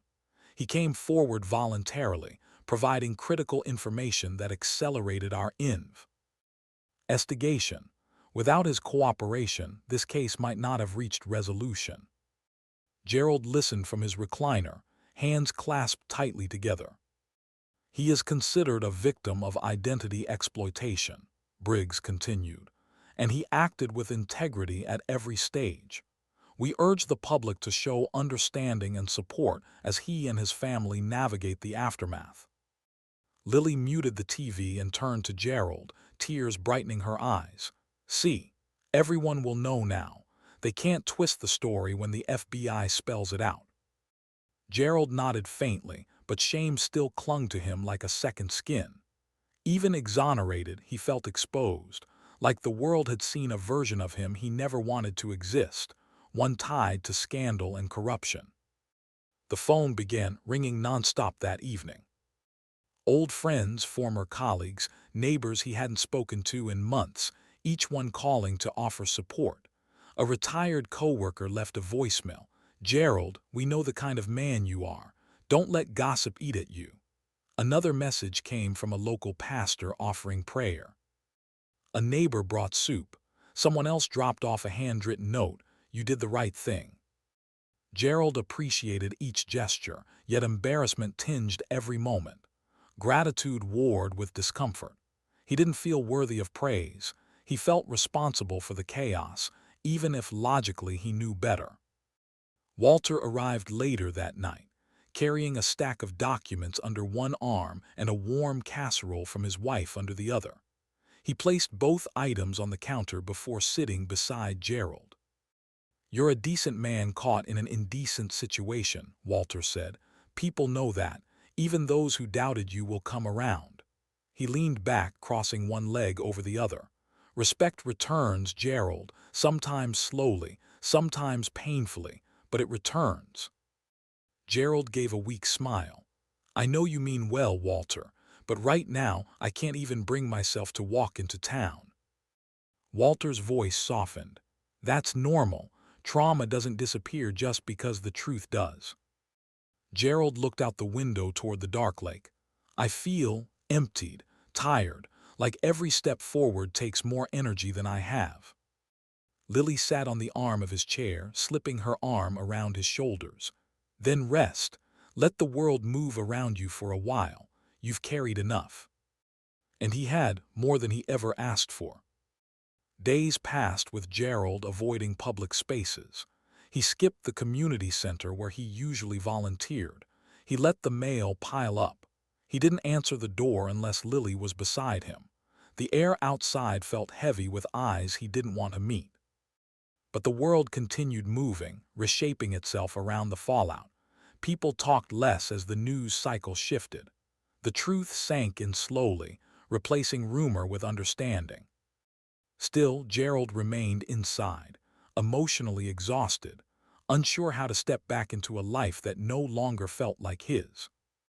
Because even though he'd been cleared, the hardest conversations, the deepest wounds, the consequences of Daniel's downfall were still waiting. The request came 3 days after the town had finally stopped buzzing with Gerald's name. Agent Briggs called early in the morning, her tone measured but carrying a hint of something gentler than usual. "Mr. Whitman," she said, "your son has asked to see you. He's requested the visit specifically before formal arraignment. We can arrange it today." Gerald didn't answer right away. He glanced out the kitchen window at the gray wash of clouds hanging over the lake. He had prepared himself for many things these last weeks: anger, denial, silence, but not this. Not Daniel asking for him. "I'll come," Gerald said softly. The county detention center was colder than he expected, metal chairs bolted to the floor, walls painted in muted institutional beige, a faint echo humming through the corridors. Everything felt sterile, drained of color, drained of hope. Gerald's shoes clicked softly as a guard escorted him toward a glass-partitioned booth. Daniel was already inside, sitting stiffly at the table, an orange jumpsuit stark against his pale skin. He looked smaller somehow, not physically, but in presence, as if the weight of his choices had folded him inward. When the guard shut the door, Daniel lifted his eyes. They were rimmed red, exhausted, swollen from nights he clearly hadn't slept. "Dad," his voice fractured on the single word. Gerald sat down opposite him, folding his hands on the table. "I'm here." For a long moment, Daniel didn't speak. He stared at his father like he was trying to gather courage from a memory long buried. Finally, He exhaled shakily. "I'm sorry," he whispered. "I know that's not enough, but I need you to hear it. I'm sorry." Gerald nodded, but didn't interrupt. He let Daniel speak on his own terms. Daniel swallowed hard and ran a trembling hand across his jaw. "All my life you lived so simple, so humble. You never cared about having more. You never pushed for bigger things. And he shut his eyes briefly. I hated it sometimes. I hated how people looked at us, like we were small, like we didn't matter." Gerald's breath caught. Daniel had never said anything like that aloud. "I worked so hard to build something," Daniel continued, voice cracking. "Something that would prove we weren't just quiet people in a small cabin. I wanted to show the world I could make something big, something impressive, something you'd finally be proud of." Gerald felt his heart splinter. "Daniel, I've always been proud of you." Daniel shook his head, tears spilling. "Not like this, I could see it. The worry in your eyes every time I bragged about growth I couldn't explain. The way you avoided asking where the money came from." He winced. "I powered everything with shortcuts. I let Melissa convince me it was smart, strategic, that real success needed shadows." He buried his face in his hands. "And then I dragged you into those shadows with me." Gerald listened quietly, absorbing every word. Each confession felt like another stitch tearing loose inside him. He saw flashes of Daniel at 9 years old, proudly showing him a handmade birthday card. At 16, receiving his first job offer. At 28, calling excitedly when he signed his first big client. Those memories clashed painfully against the man sitting in handcuffs in front of him. "Dad," Daniel whispered, lowering his hands, "you're the last person I ever wanted to hurt. I swear I didn't mean for it to get this bad. I thought I could fix it before anyone noticed. I thought I could protect you." Gerald took a slow breath. "You didn't protect me, Daniel. You nearly destroyed me." Daniel winced as if stabbed. But Gerald continued softly, "You're still my son, and I love you. Nothing changes that." Daniel let out a sob, shoulders trembling. "Do you forgive me?" Gerald reached toward the glass, placing his palm against it. "As your father, yes, I forgive you." Daniel pressed his hand against the opposite side, tears streaming down his face. "But legally," Gerald said quietly, "I can't shield you, not from this, not anymore." Daniel's face crumpled. "I know," he whispered, "I know." A guard appeared at the door, signaling the end of the visit. Daniel's breathing quickened, panic flickering through his expression. "Dad, please, don't leave yet." Gerald stood slowly. "I'll be here," he said, "through all of it, but you have to face what you've done." Daniel reached for him instinctively, but the guard gently pulled him back. As he was escorted toward the hallway, Daniel's voice trembled with raw heartbreak. "I'm sorry, Dad, I'm so sorry." Gerald closed his eyes, letting the words pierce him. And as the door shut behind Daniel, Gerald realized forgiveness didn't erase consequences. It only made enduring them more painful. The storm didn't break when the arrests happened. It only shifted direction. Within a week of Daniel's detainment, Melissa Grant requested a formal interview with federal prosecutors. She had been silent since the raid, calculating her angles in a holding cell, the mind of a strategist still working even when the empire beneath her had collapsed. Agent Briggs called Gerald and Walter to her office the morning Melissa tried to strike a deal. "Brace yourself," Briggs warned. "She's attempting to flip the narrative." Gerald felt a cold weight settle in his stomach as Briggs opened a case file, not Daniel's, but Melissa's newly updated one. "In her initial plea negotiations," Briggs said, "Melissa claims you were the financial architect, that you laundered money through shell vendors and Daniel was simply protecting you." Gerald stared at her stunned. "She's blaming me." Walter scoffed. "Of course she is. Cornered criminals don't accept consequences, they redirect them." Briggs nodded. "She's desperate, and she thought your age and financial background made you vulnerable enough to paint as the mastermind." But Briggs leaned back, a faint, grim smile crossing her face. We came prepared. On the conference table, Briggs pressed play on a recording. Gerald recognized it instantly, the wire at the cabin. Melissa's voice came through the speakers, cold and controlled. "If your father finds out we used his ID, it's over. Loyalty is everything in our line of work." Her threats were crisp, undeniable. The agents in the room exchanged looks. The attorney beside Briggs closed his laptop slowly. "This destroys her claim entirely." Briggs folded her hands. "Exactly. She thought she could weaponize your integrity against you. But the recording proves she was the architect and that she exploited both of you." Gerald let out a shaky exhale, relief mingled with something sadder, heavier. "So what happens now?" "Melissa gets the harshest charges," Briggs said. "Full conspiracy, money laundering, financial manipulation, racketeering based on the warehouse evidence.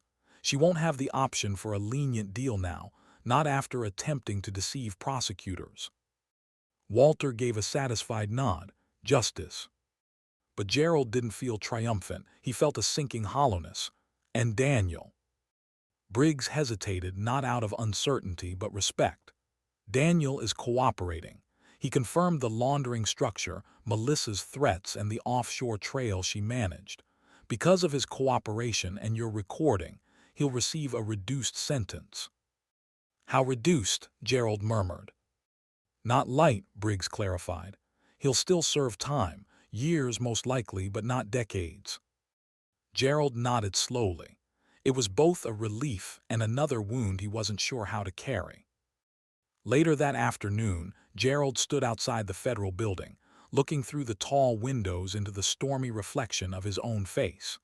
Rain drizzled lightly, turning the pavement into a sheet of muted silver. He watched agents move through corridors inside, busy, focused, purposeful, while he stood still, a spectator to the dismantling of the world his son had built. Lily joined him after work, her umbrella angled to shield both of them. She slipped her free hand around India's arm. "What did Briggs say?" Gerald told her everything: Melissa's accusation, the recording, the charges tightening around her like a net she could no longer escape, Daniel's reduced sentence, the courtroom realities creeping closer. Lily listened quietly, her expression shifting between anger and sorrow. "Melissa deserves every charge coming her way," she said firmly. "She used Daniel and she used you. She would have thrown you under the bus without blinking." Gerald nodded, though the truth still stung. "But Daniel still made choices," he whispered. "He let it happen. He allowed himself to be led." Lily squeezed his arm gently. "Yes, and he's facing those choices now. That's what accountability means." Gerald looked down, rain dripping from his coat sleeve. "I keep wondering where I failed him." "You didn't fail him," Lily said. "He failed himself. And Dad," she stepped in front of him so he had to look at her. "You also saved a lot of people, victims who never even knew their names were being used, workers forced into illegal shipments, investors manipulated by lies. You stopped all of that." Gerald absorbed her words, letting them settle into places. Guilt had been sitting for too long. "Daniel's fall isn't your fault," she continued, "but stopping Melissa's empire, that is your strength. You did the brave thing, the right thing." Gerald exhaled slowly. Maybe for the first time, a thin strand of acceptance began threading itself through his grief. When he climbed into Lily's car to head home, the courthouse lights fading behind him, he found himself finally acknowledging what he had resisted for weeks. His son had fallen, and Gerald couldn't save the man Daniel had chosen to become. But he could save the world Daniel had endangered. And tomorrow, he would have to start learning how to live with both truths. Gerald began repairing the cabin the way some men return to prayer, with quiet devotion, with trembling hands, with the hope that fixing wood might someday fix the parts of himself that felt splintered. The porch steps had been sagging for years, but he sanded them smooth now, replacing weakened boards one by one. The railing got new screws, the gutters were cleared. Even the old window frames received fresh coats of paint. It wasn't vanity, it was therapy. Every nail he hammered grounded him. Every board he straightened reminded him that broken things, at least some of them, could be restored with patience. The work kept him moving through the silence that Daniel's arrest had left behind. The cabin had always been his sanctuary, but lately it echoed with too many memories. To counter that, he spent mornings outside, letting the crisp autumn air fill his lungs, letting sweat soften the ache in his chest. By afternoon, he drove into town and stood outside the community center for a long moment before gathering the courage to step inside again. The last time he'd been here, people whispered. Eyes lingered too long, but Briggs's public statement had softened the rumors, and the director greeted him with warm relief. "Gerald, we've missed you around here," she said, hugging him lightly as if afraid he might break. "I needed some time," Gerald replied softly, "but I'm ready to help again." He started slow, stacking supplies, repairing a broken shelf, organizing the pantry. But soon enough the work expanded. He found himself drawn to the teen lounge, where a handful of troubled youth gathered each day. Kids who argued with teachers, who carried stress like armor, who reminded him faintly of a younger Daniel, full of potential, full of heat, unsure which direction to run. At first they barely acknowledged him, but Gerald didn't push. He just sat at a table with tools, fixing broken game controllers, rewiring lamps, replacing the tiny screws that always seemed to disappear. Eventually, one boy wandered over. "What are you doing?" he asked. "Fixing things," Gerald said without looking up. The boy shrugged. "Cool, my headphones don't work, think you could fix those?"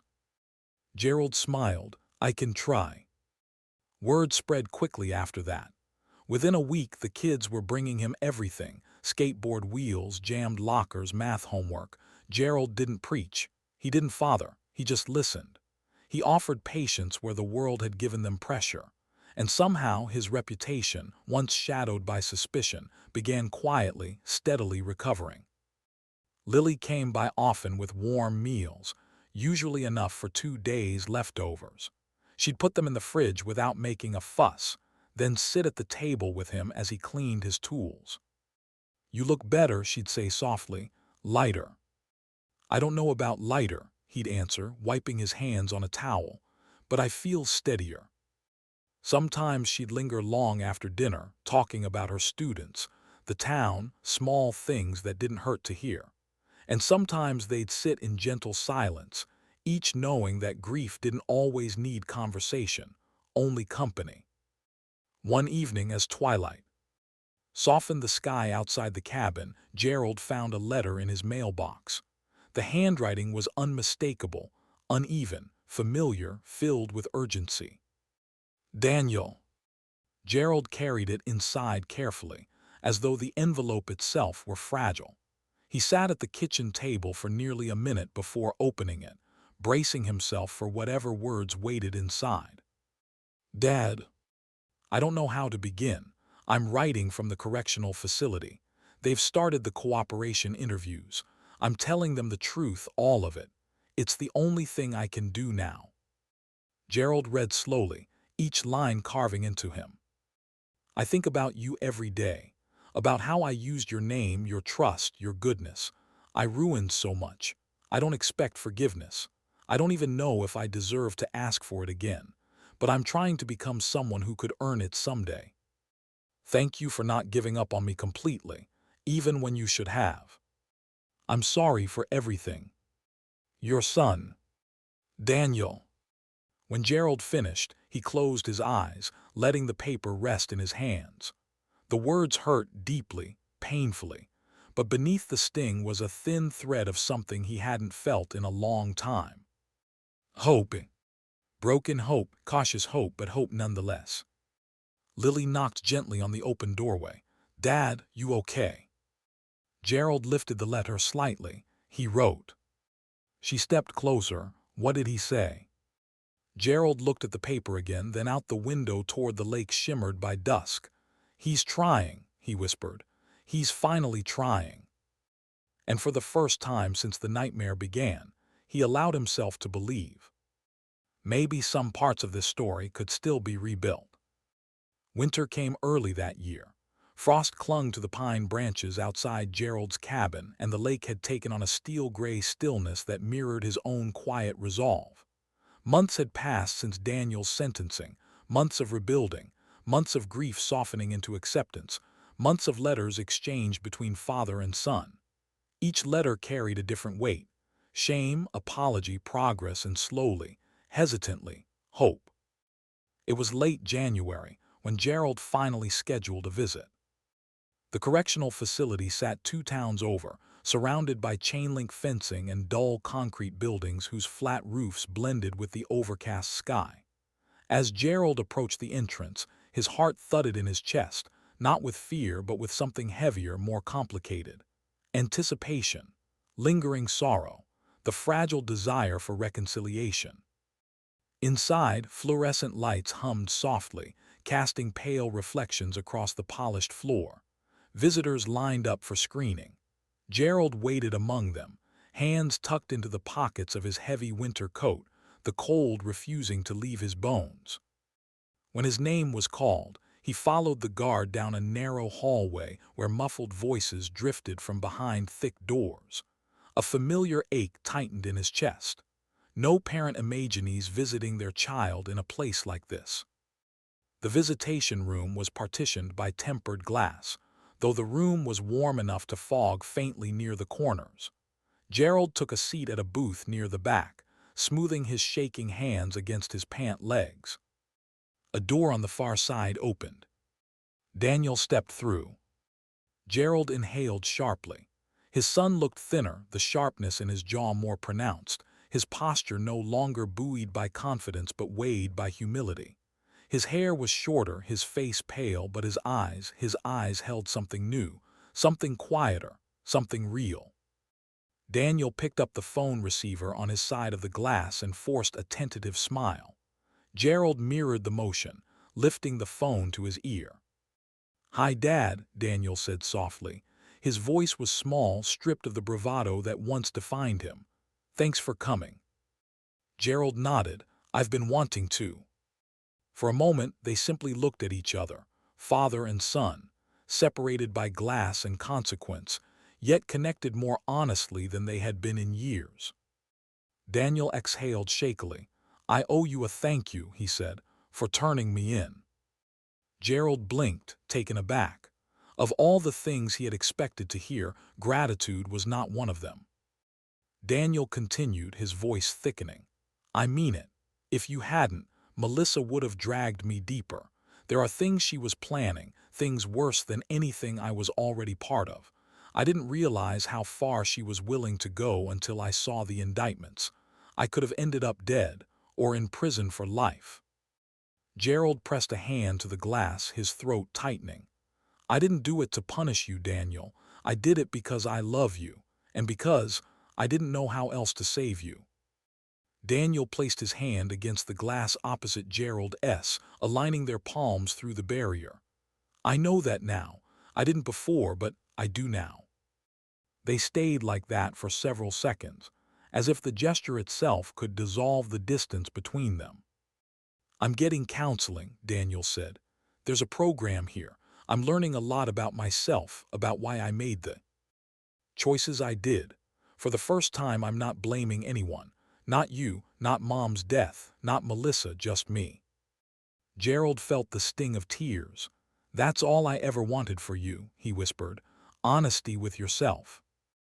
Daniel nodded slowly, a flicker of determination settling into his expression. "When I get out, I want to rebuild. Not the company, not some empire, just trust. With you, with Lily, with myself." Gerald swallowed hard. "We can rebuild," he said gently. "It'll take time, but time is something we still have." Daniel's eyes glossed with emotion. "Do you believe I can change?" Gerald offered a faint, warm smile, the kind that held both truth and grace. "Yes, because you're finally choosing to." A guard tapped the glass lightly, signaling the last minute of visitation. Daniel's face tightened, but he didn't protest. Instead, he used the final seconds to say, "I'm sorry, Dad. I'm sorry for everything. But thank you for not walking away." Gerald nodded, his voice nearly breaking. "I'll always be here, Daniel, always."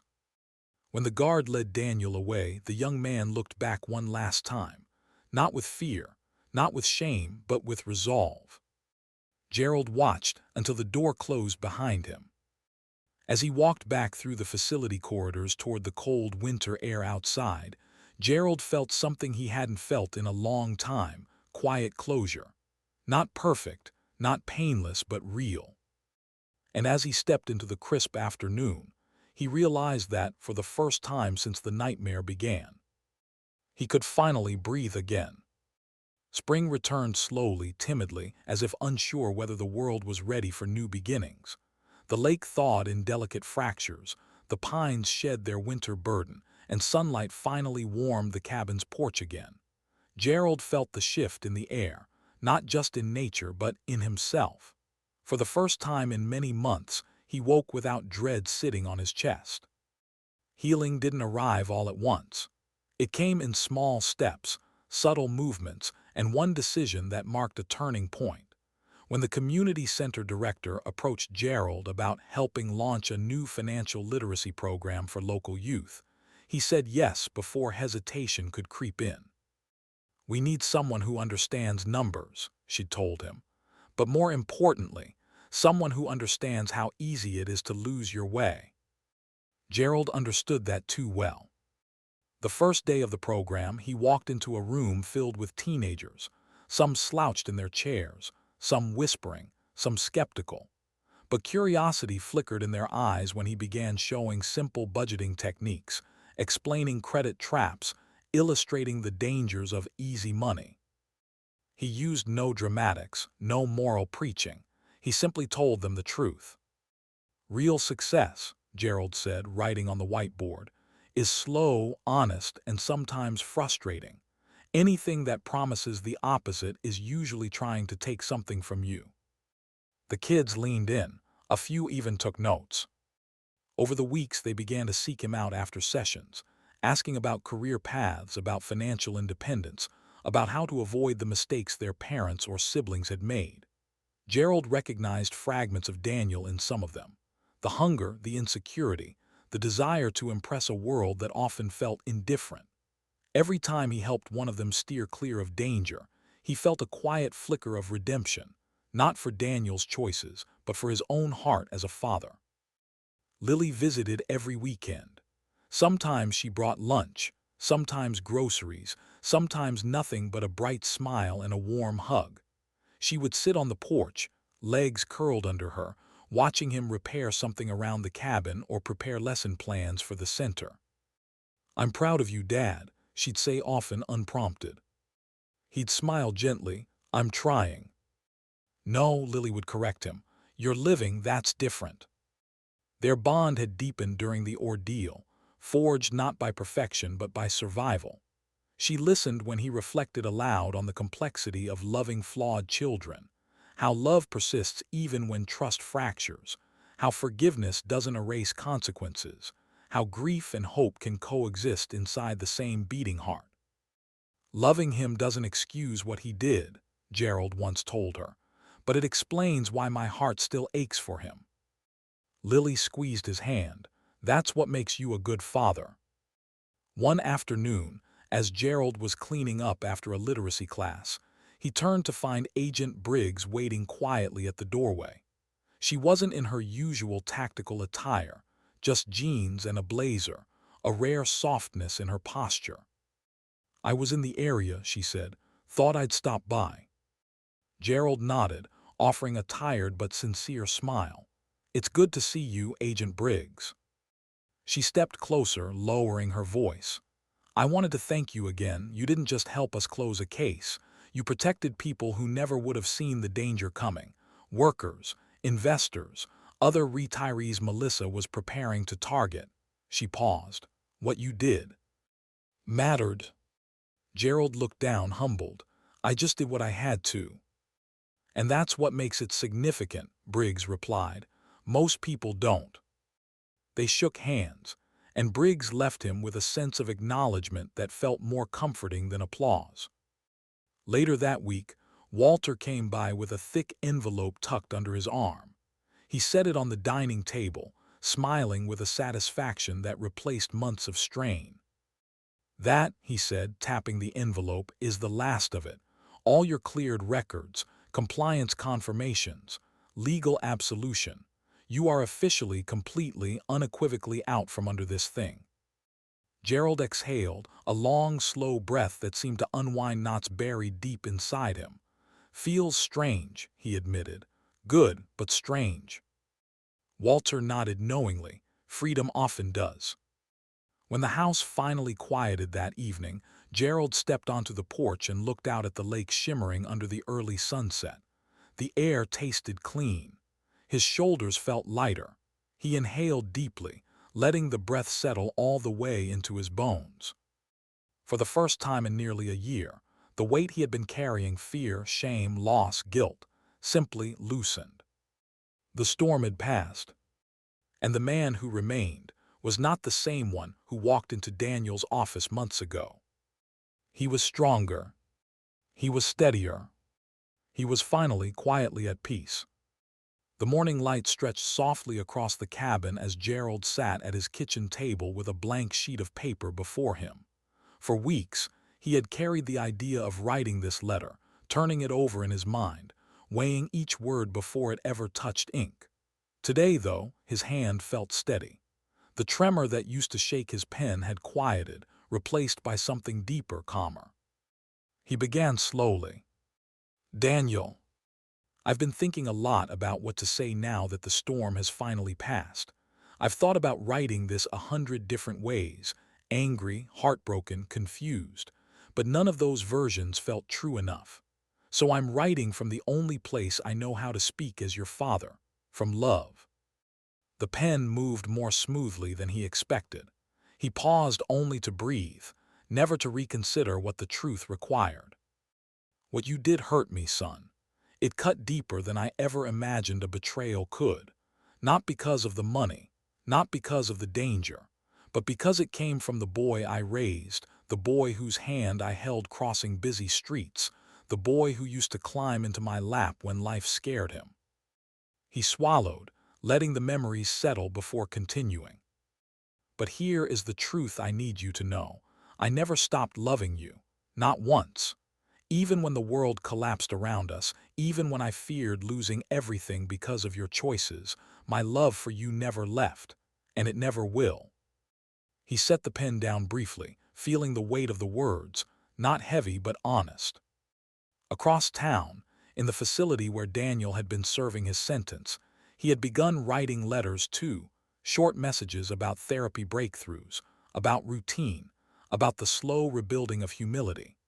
Gerald kept each one tucked neatly in a drawer, always rereading the lines where Daniel admitted responsibility, where he apologized without excuses.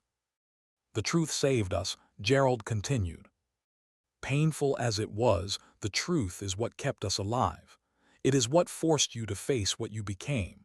And it is what allowed me to see the man you are trying, really trying to become now." He leaned back, letting the ink dry, then wrote the last lines with a gentleness he had earned the hard way. "We will rebuild what can be rebuilt, slowly, honestly. When you come home, we'll learn how to start over, together if you want that. Your father always." Gerald. When he folded the letter, sealing it into an envelope, he felt something lift inside him, something that had clung tightly for too long. It wasn't forgiveness alone. It was release. Later that afternoon, after dropping the letter into the outgoing mailbox at the end of his gravel drive, Gerald took his usual path along the lakeshore. The trail curved through towering pines, their shadows stretching long across the forest floor. The breeze rustled the branches, carrying with it the crisp scent of water and rich soil, earth that had survived storms harsher than his own. He walked slowly, deliberately, letting each step pull another fragment of the past into the open air where it could finally dissolve. The lake shimmered as if reflecting two versions of his life, the one he thought he had, and the one he had fought to reclaim. As he reached the bend where the trees parted, Gerald paused, looking out across the gentle ripples touching the shore. He thought back to the morning, what felt like ages ago, when he walked into Daniel's company building with nothing more than a homemade lunch and a heart full of fatherly pride. How innocent he had been then, how unaware. He hadn't known he was stepping into shadows. He hadn't known the people running Daniel's world were building an empire in lies. He hadn't known his own name, his reputation, was being used as camouflage for criminal machinery.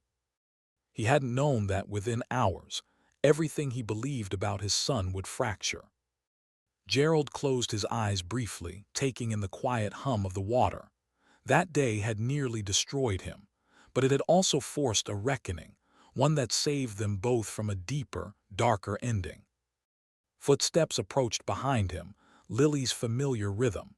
She looped her arm through his, resting her head gently against his shoulder. "You okay, Dad?" she asked softly. Gerald nodded. "I'm finally getting there." They stood together watching the lake, the past drifting somewhere far behind them, the future waiting in the faint blush of sunset. And in that moment, steady, grounded, whole, Gerald spoke the truth he'd been carrying since the beginning of the nightmare, the truth that defined his journey more than any ledger or confession. "I went in to surprise my son that day, never knowing the real surprise was how close I came to losing everything, including him."